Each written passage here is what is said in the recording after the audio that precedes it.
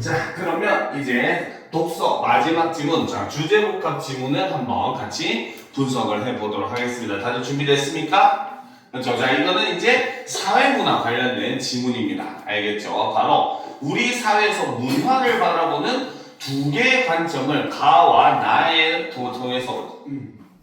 통해서 제시를 해주고 있는 지문이죠. 그러면 당연히 우리는 바로 그러니까 이런 주제복합 지문 자체가 우리는 가글도 판단해야 되고 나글도 판단해야 되지만 마지막으로 가와 나글이 왜 함께 엮였는가, 그 엮여있는 관계를 파악하는 게 중요한 거예요. 알겠죠? 그러면 지금 이 글을 여러분들도 시험을 볼 때 읽어봐서 알겠지만, 그쵸?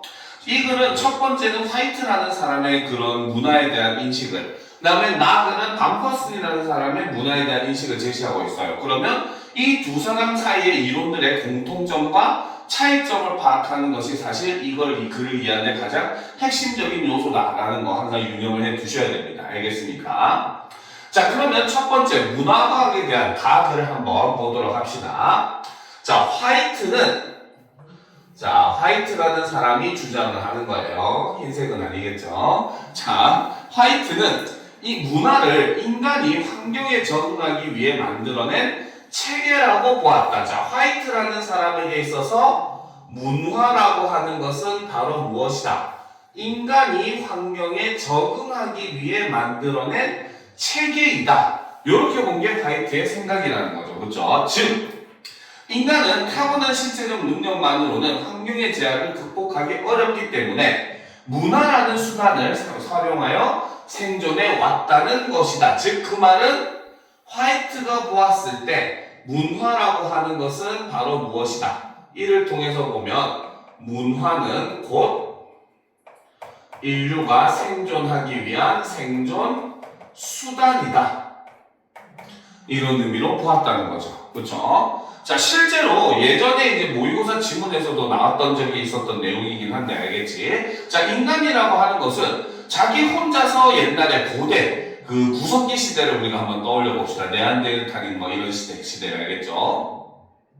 자, 구석기 시대를 떠올려 보면은 인간이 혼자 나가서 사냥하는 양은 굉장히 적을 수밖에 없어요. 기껏 해봤자 토끼 한두 마리, 그렇죠? 조금 사냥 실력이 뛰어난다고 하더라도 뭐 거기서 더 해봤자 새 한두 마리, 요 정도밖에 안 돼요, 그렇죠? 그러면은 이제 이걸 통해서 내가 얻을 수 있는 고기의 양은 굉장히 적을 수밖에 없다는 거죠. 그런데 10명의 사람이, 20명의 사람이 모여가지고 사냥을 하면은 뭡니까? 그때 당시로는 일종의 매버드 같은 그런 큰 동물들도 사냥을 할 수가 있고, 그렇게 되면 어때? 오히려 혼자서 사냥했을 때보다 훨씬 더 많은 양의 수확물을 얻을 수가 있더라는 거죠. 그 매버드를 20등분을 하더라도 혼자 사냥한 양보다 훨씬 많아지더라는 겁니다. 알겠습니까? 그러니까 인간은 바로 뭐다? 이렇게 생존하기 위해서 집단 생활을 하게 되었고, 그렇기 때문에 그런 과정에서 문화가 만들어졌다라고 이야기를 하더라는 겁니다. 알겠죠?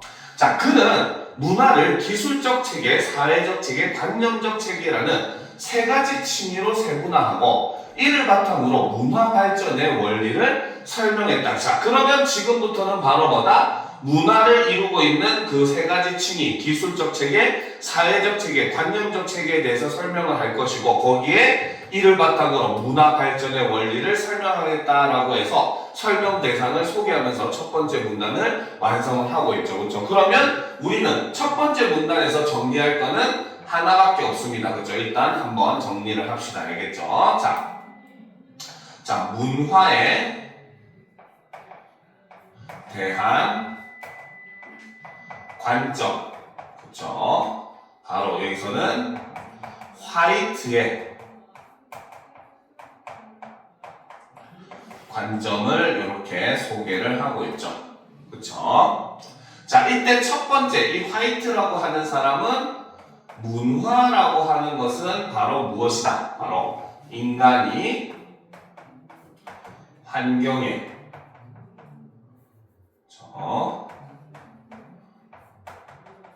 적응하기 위해, 그쵸? 만들어낸 체계이다. 이렇게 보았다는 거죠.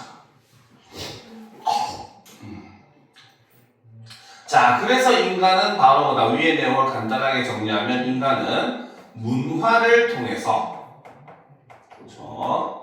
통해 신체적, 환경적 제약을 극복을 했고, 그렇기 때문에 문화는 이꼴 바로 무엇이었다? 인류의 생존 수단이었다. 이렇게 정리를 할 수가 있다는 겁니다. 알겠습니까? 자, 그러면 이제 문화의 세 가지 층위에 대해서 한번 살펴보도록 합시다. 그렇죠? 자, 문화의 세 가지 층위. 바로 첫 번째는, 그렇죠? 기술적 체계라는 거죠. 그렇죠? 자, 기술적 체계는 바로 뭐다? 인간이 환경에 적응하기 위해 사용하는 물질적 수단을 기술적 체계라고 했다는 겁니다. 예를 들어서 우리가 구석기 시대 유물 보면은 뭡니까? 뭐 빗살무늬 토기도 있고, 그쵸? 그 다음에 뭡니까? 민무늬 도끼, 그치? 그 다음에 끌개, 자르개, 막 이런 것들 있잖아요, 그쵸? 이런 것들은 바로 뭐다?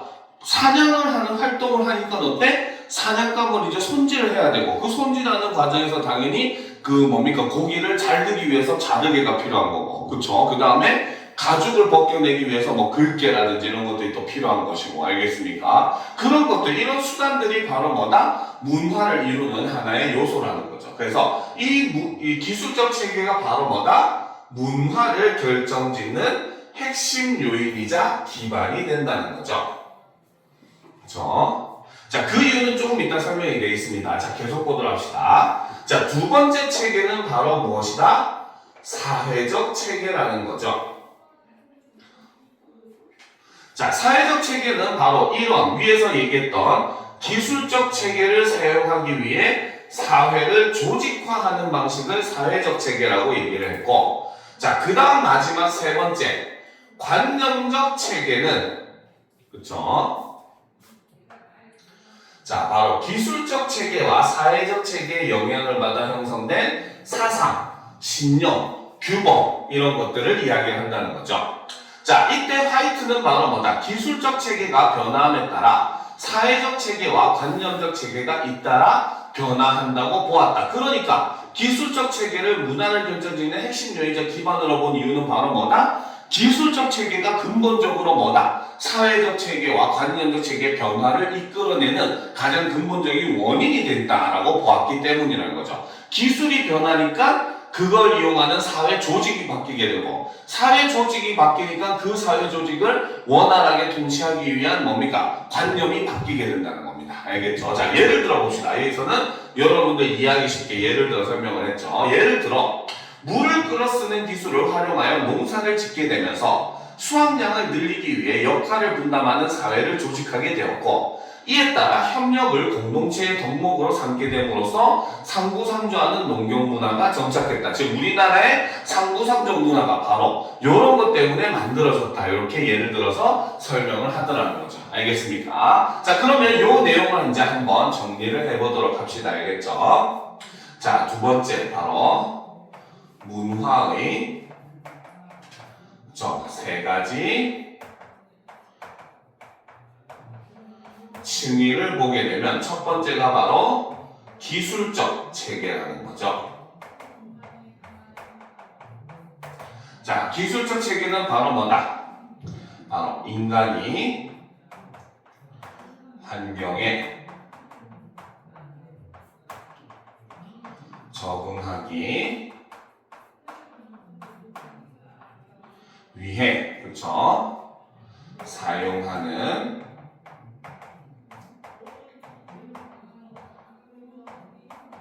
물질적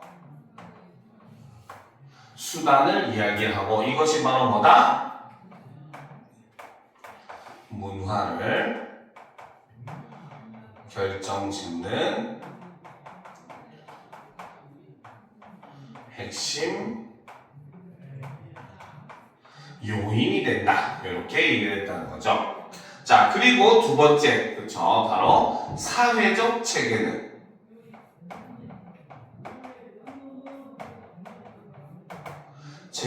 바로 무엇이다? 바로 기술적 체계를 사용하기 위해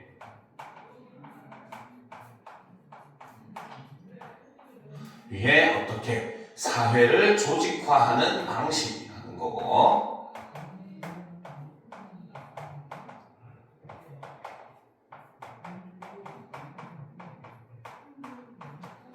그렇죠? 자, 그리고 이제 마지막 세 번째 관념적 체계는, 글씨가 이상해지네요. 좀 앉아서 쓰도록 할게요. 자, 세 번째가 바로 관념적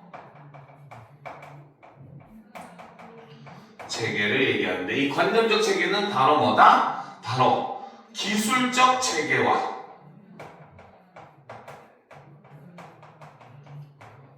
사회적 체계가 결합을 하면서 이로 인해서 어떻게 만들어지는 그 이념, 신념, 그렇죠? 사상, 규범, 이런 것들을 형성하게 되는데, 이것이 관념적 체계라는 겁니다. 알겠습니까? 알겠죠?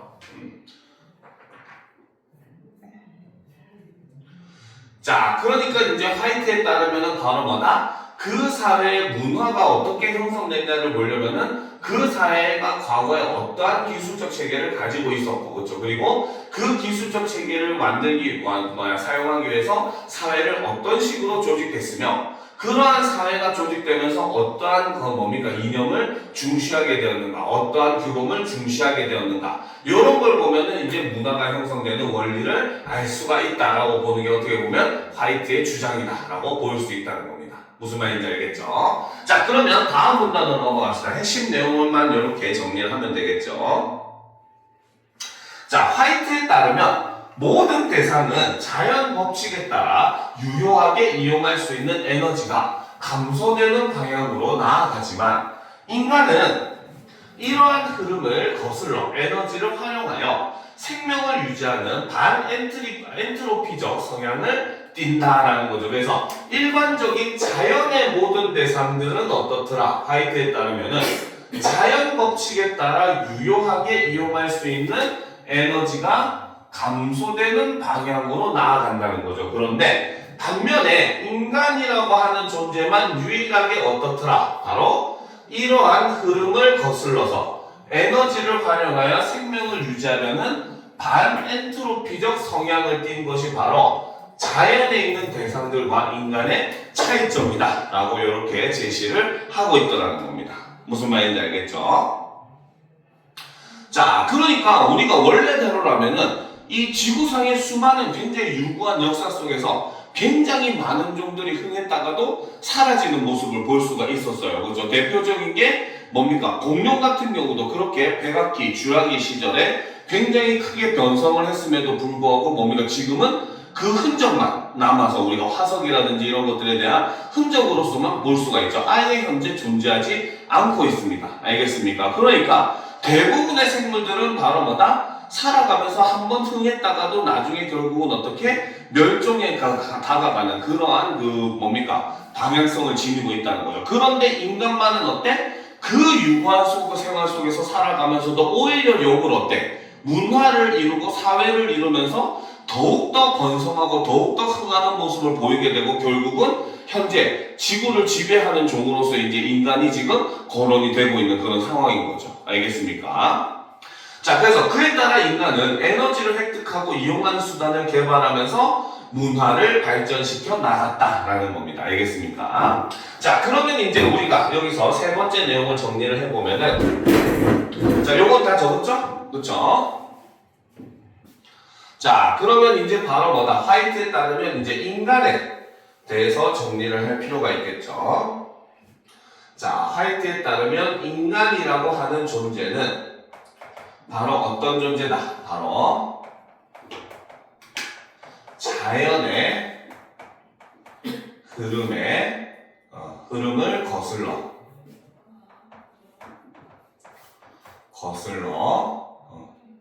에너지를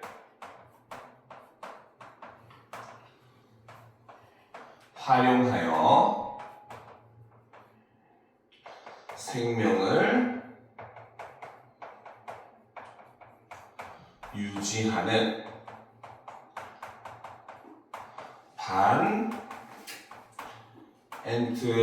반엔트로피적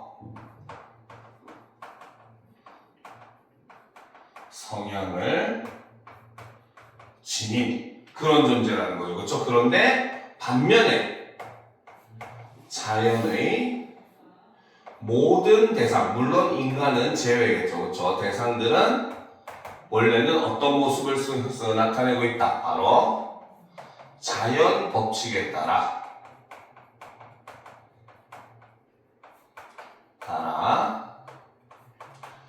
유효하게 그렇죠? 이용할 수 있는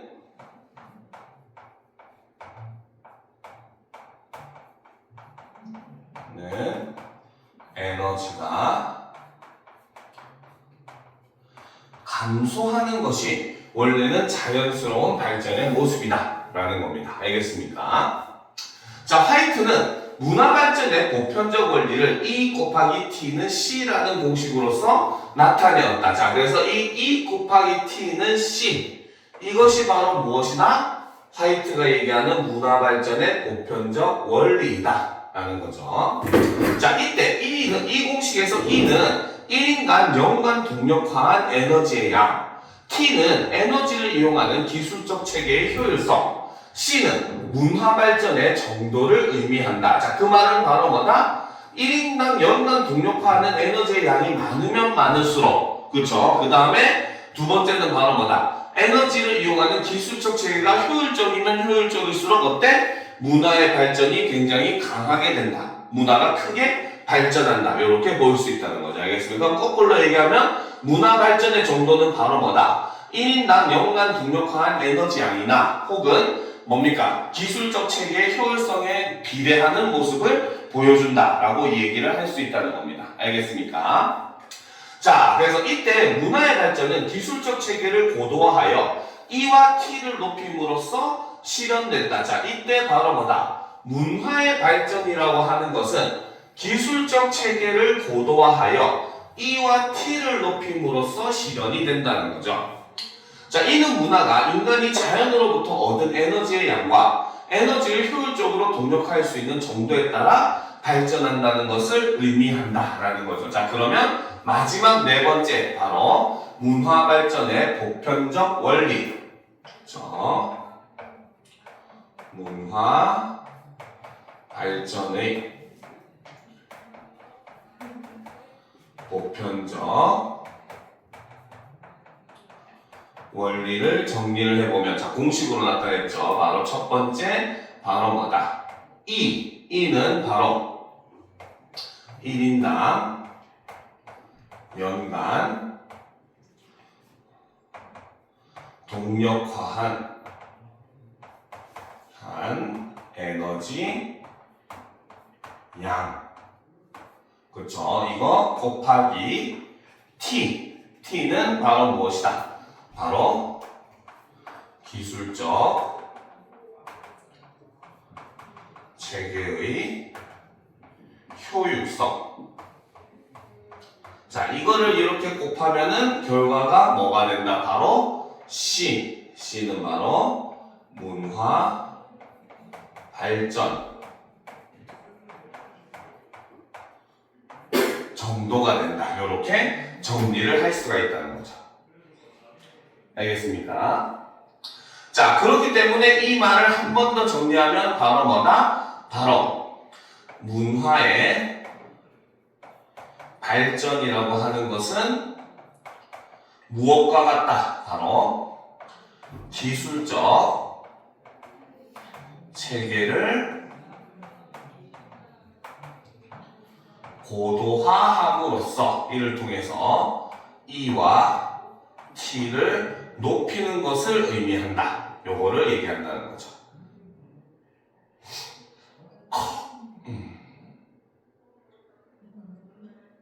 자, 그리고 이것은 역시 다른 말로 무엇을 얘기한다? 바로 문화가 바로 인간이 자연으로부터 얻은 에너지 양과 그쵸? 그 다음에 에너지를 효율적으로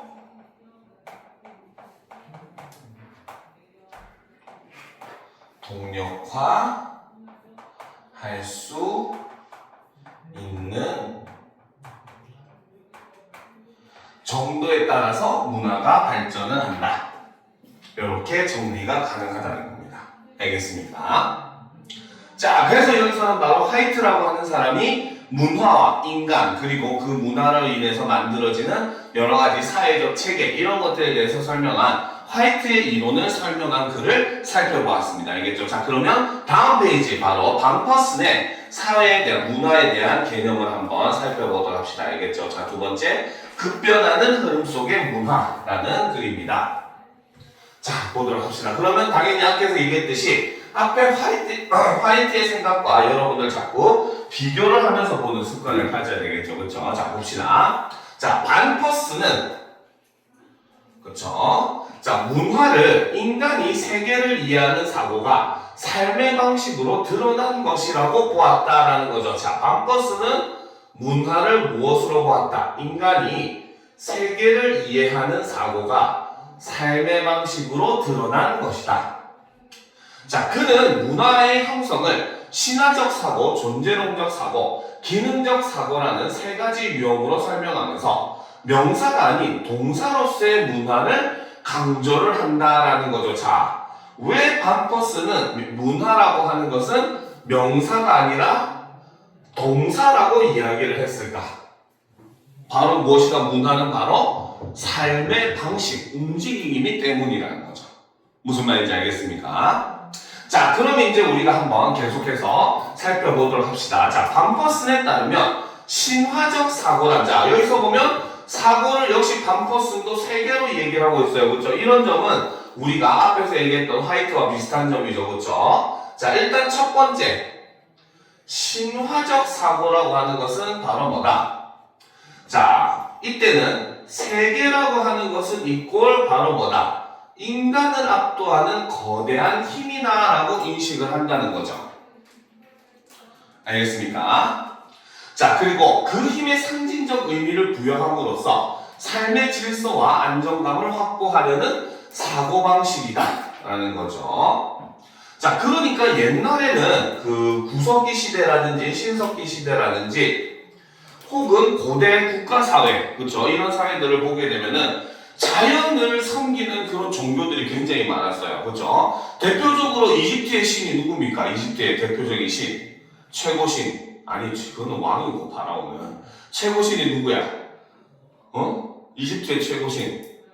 이집트의 최고신은 라입니다. 라. 알겠죠? 라라고 하는 존재가 있는데 이 존재는 사실 태양을 의미하는 겁니다. 알겠습니까? 그리고 우리가 그리스 로마 신화에서도 보면 어때? 번개의 신 제우스, 그치? 태양의 신 아폴로, 그죠? 달의 신 아르테미스, 자연현상은 자연물들을 전부 다 신격화시켜가지고 신화가 만들어지는 그런 모습들을 볼 수 있다는 거죠. 그렇죠? 왜? 얘네들은 전부 다 뭐다? 두려움의 대상이고, 두려움의 대상이니까 인간은 어쩔 수밖에 없었다? 숭배를 할 수밖에 없었다. 이것이 바로 신화적 사고라는 거죠. 무슨 말인지 알겠습니까? 자, 예를 들어 기우제를 지내는 문화는 비가 내리는 일을 초월적 존재의 의지에 따라 일어나는 현상이라고 생각하여 초월적 존재에게 비를 내려달라고 기원하는 의례이다.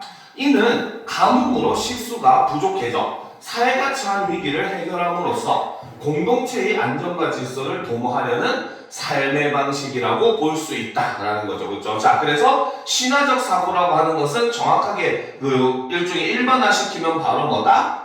사회가 처한 위기를 뭡니까? 신앙으로서 해결함으로써 사회 공동체의 안정과 질서를 도모하려는 삶의 방식이라는 거죠. 그렇죠? 자, 그럼 일단 우리가 또 정리를 하면서 보도록 합시다.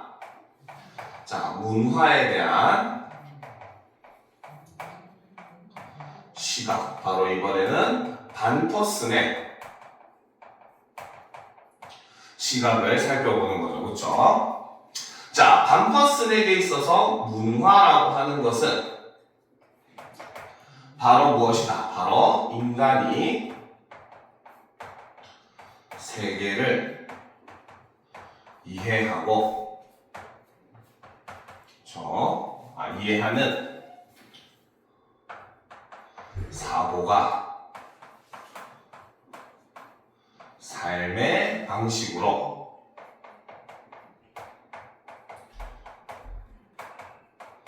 드러난 것이라는 거죠.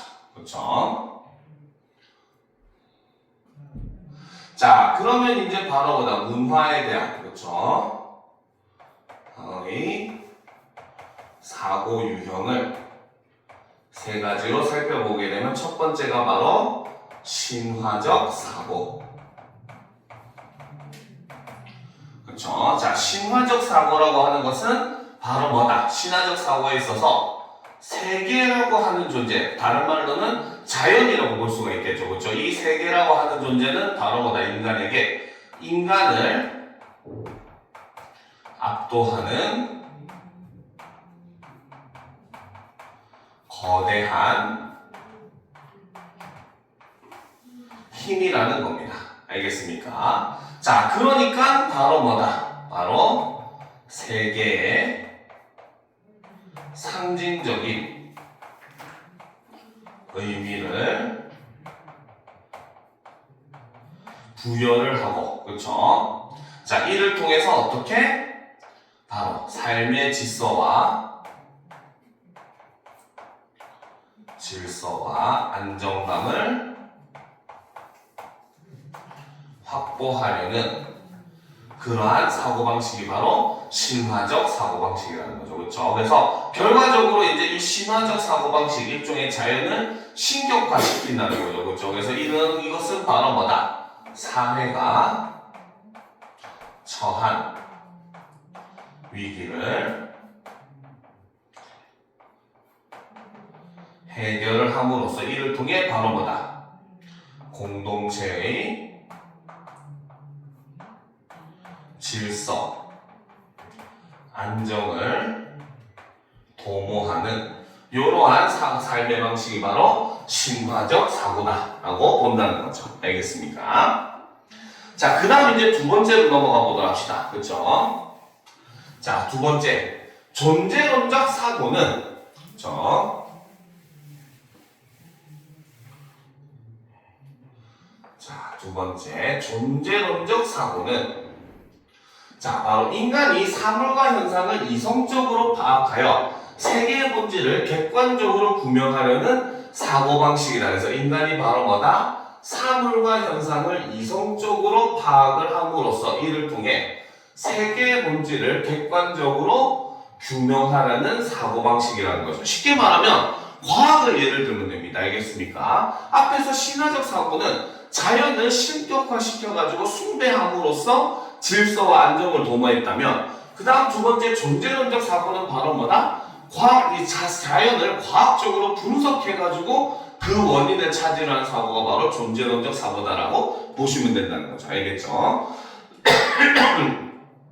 자, 예를 들어 감염병 치료를 위해 병원을 찾는 문화는 질병이 초월적 존재에 의해 일어나는 것이 아니라 병원균에 의해 발생한다는 사고가 반영된 것이다. 이는 과학적인 원인 규명을 통해 삶의 문제를 해결하고자 하는 삶의 방식이다. 그렇죠? 자, 그러면 존재론적 사고도 정리를 한번 해보도록 합시다. 알겠죠? 자, 이거 다 적었죠? 그렇죠? 자, 여러분들 밑에 이어서 쓰면 되겠죠? 자, 두 번째가 바로 존재론적 사고가 나오는 거죠. 그렇죠? 그래서 존재론적 사고는 자, 바로 뭐다? 얘는 자, 인간이 사물과 현상을 이성적으로 파악을 한다는 거죠. 그래서 이를 통해서 바로 뭐다? 세계의 본질을 객관적으로 규명하려는 삶의 사고방식을 존재론적 사고라고 했다는 거죠. 그래서 이 존재론적 사고는 핵심만 적으면 바로 뭐다? 과학적인 원인 규명을 통해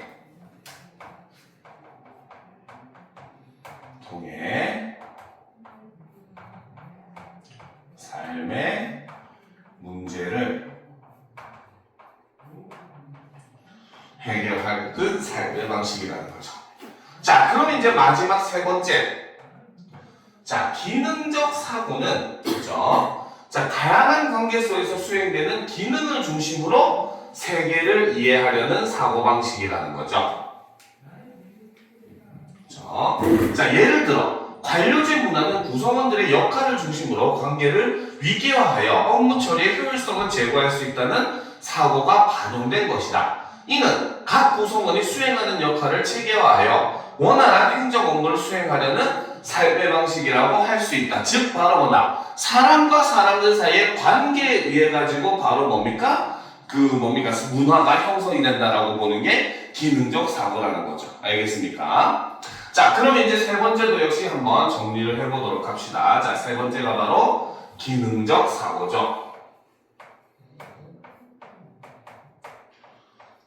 사고를 정리를 하면, 자, 얘는 다양한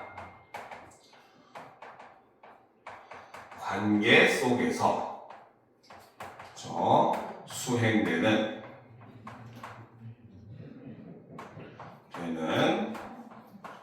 기능을 중심으로 세계를 이해하는 사고방식이라는 거죠. 됐습니까? 자, 그러면 이제 드디어 마지막 문단을 한번 보도록 합시다. 자, 반퍼슨에 따르면 이러한 세 가지 사고 유형은 인간의 의식 속에서 중첩되어 상호작용을 하고 있다. 자, 반퍼슨의 핵심적인 내용은 바로 뭐다? 위에서 얘기한 세 가지 사고 유형들은 어때? 인간의 의식 속에서 중첩되어 상호작용을 한다는 거죠. 그렇죠? 자, 그리고 세 가지 사고 유형이 서로 영향을 주고받는 과정에서 삶의 방식이 형성되고 변화를 한다. 그래서 세 가지 사고 유형이 이렇게 서로 영향을 주고받는 과정에서 인간들의 삶의 방식이 형성이 되고 변화를 한다는 거죠. 즉, 문화라고 하는 것은 바로 뭐다? 완결된 체계가 아니라 바로 뭐다? 인간이 세계를 이해하는 관점에 따라 끊임없이 수정되고 재구성되는 역동적인 과정인 것이고, 그렇기 때문에 맨 앞에서 나왔죠. 바로 동사로서의 문화를 강조한 이유가 여기에서 제시가 된다는 거죠. 알겠습니까? 앞에서 보면 문화라고 하는 걸 동사로서 본다고 했었잖아요. 그렇죠? 자, 그렇기 때문에 이제 반퍼슨에 따르면은, 자, 여러분들 밑에다가 3번 밑으로 화살표하고 이렇게 쓰도록 하세요. 알겠죠? 그래서 이 세 가지 사고 유형은 바로 뭐다? 세 가지 사고 유형은 어떻게? 바로 인간의 의식 속에서 중첩되고 상호작용을 한다는 거죠. 그렇죠? 자, 그리고 이제 이 인간의 의식 속에서 중첩되고 상호작용을 하게 되면은 어떤 결과? 바로 삶의 방식이 형성이 되고 변화를 하더라는 거죠. 자, 그렇기 때문에 이제 반퍼슨에 따르면 마지막 세 번째, 그렇죠? 문화라고 하는 것은 한 번 더 정의를 하면 어떤 것이다? 바로 그렇죠. 인간이 세계를 이해하는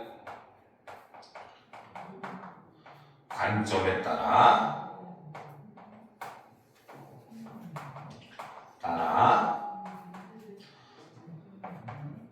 끊임없이 수정, 재구성되는 역동적 과정이라고 볼 수 있다는 겁니다. 알겠습니까? 그렇죠? 자, 여기까지가 이제 우리가 그 3월 모의고사에 나왔던 독서 지문을 전부 정리한 내용입니다. 알겠습니까? 여기까지 한 것 중에 혹시 궁금한 거 있습니까?